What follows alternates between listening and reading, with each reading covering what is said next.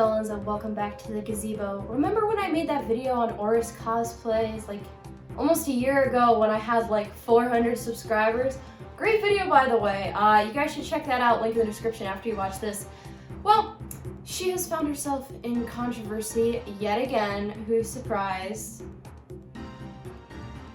And we're going to talk about her new controversies because she is just my favorite lolcow to talk about because she is absolutely insane. So a lot of people ask me sometimes, why doesn't your mom ever cosplay with you if your dad cosplays with you? And I'm gonna sound very mean, but I'm also gonna compare it to like how in Hollywood weight matters.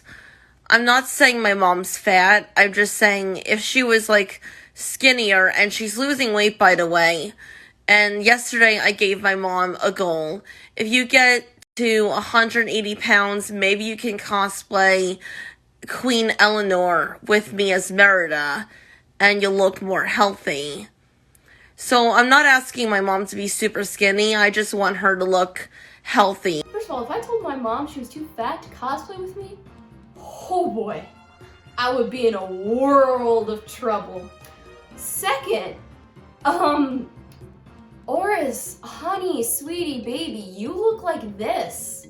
As I've been watching Titans with my mom and showing my dad the original Teen Titans, I'm kind of in the mood for this throwback Thursday to when I cosplayed Starfire from Teen Titans at Otakon 2015. And the first cosplay that I had to tan myself for, I thought orange face paint would look too silly because I saw how it looked on other Starfires, so I used an orange tan body paint, but wanted the skin tone to be a bit more realistic than a basic orange. It's not racist to tan yourself for a character who is an alien with tan orange skin. People have accused me of blackface cosplaying Starfire, and it's not because she's an alien with an orange tan. That's like saying Zoe Saldana as Gamora in Guardians of the Galaxy's white-facing because she's painted green for the movie because Gamora is also an alien. After 6 years, she finally admits that she used tan and not face paint to get that. A few things that I want to say. First of all, she brings up this picture because this was one of her first controversies, like bigger controversies that cosplayers noticed in 2015. So she will bring this picture up once or twice a year and defend it, even though this happened 6 years ago, which kind of reminds me of Shane Dawson always bringing up weird shit from his past. Another thing is, Starfire is orange, and all other Starfire cosplayers just paint themselves orange. You don't look more realistic with tan and black facing if Starfire is orange. So I don't really understand your justification. I'm just gonna assume you're stupid. Well, I already knew that. What is actually wrong with them? Is that even true? Yes and no. They tricked me into sending them pictures and used it against me, the minor. First of all, I personally know the minor who was sent nudes. And I have seen 100% of those DMs because I know this person in real life. Auris was not manipulated in any way whatsoever by the minor. Oh dang, that's terrible. How did they trick you into doing it? They promised me money and didn't tell me their age. Money was not offered. The minor is poor as fuck.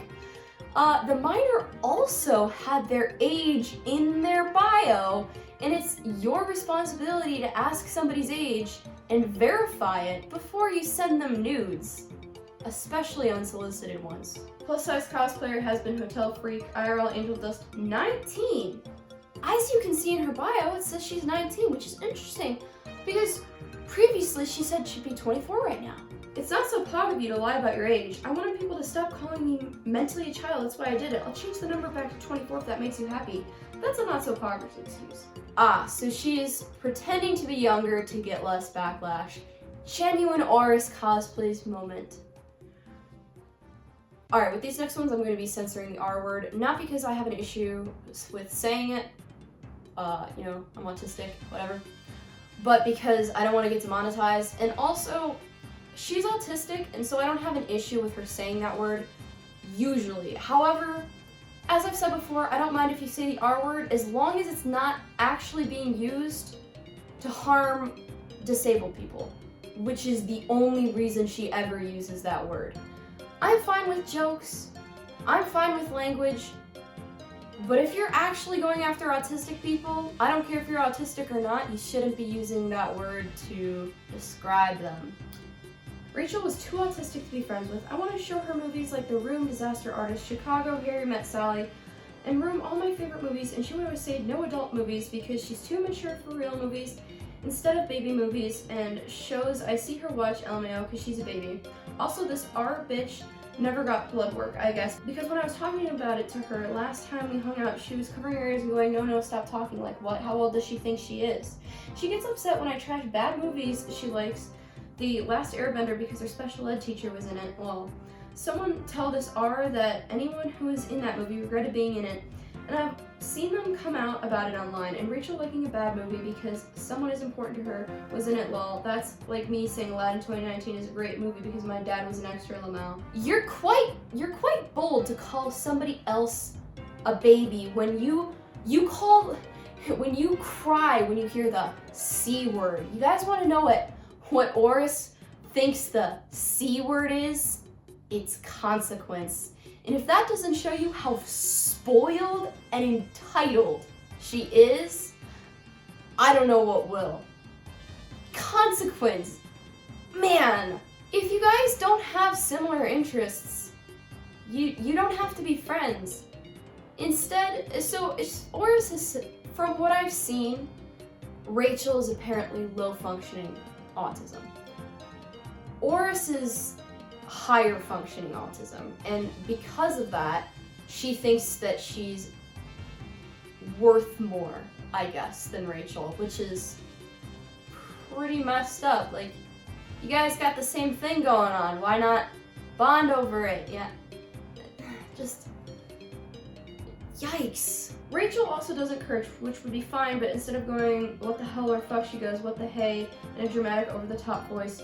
She says for Pete's sake instead of saying for fuck's sake or Christ's sake, or even for God's sake. If you want people to mildly swear again, that would be fine. But Rachel is not most people. When we were in school, she started talking to herself like she was actually severely R, and that's when I still wanted to be friends with her, but at the same time, I was thinking, what did I get myself into? As a 12-year-old, I would never want a severe autistic friend like her, and after 3 years, we finally recently split after telling her how I really felt about her and that I don't like people with severe autism. They are not normal, inferior AF, and mentally children. You know, I agree. Like, I don't care if you swear or don't swear, but I think, like, censoring out swear words unless you're trying not to get demonetized or suspended on Twitter, I think it's cringe. I think choose swear, don't half-ass it. But again, like, you can do that. I probably won't want to talk to you because that is a pet peeve I have, I won't lie. But if someone is autistic and they do that, I'll be like, okay, that's how they talk, that's fine, they can do that. Again, it wouldn't really be a huge thing.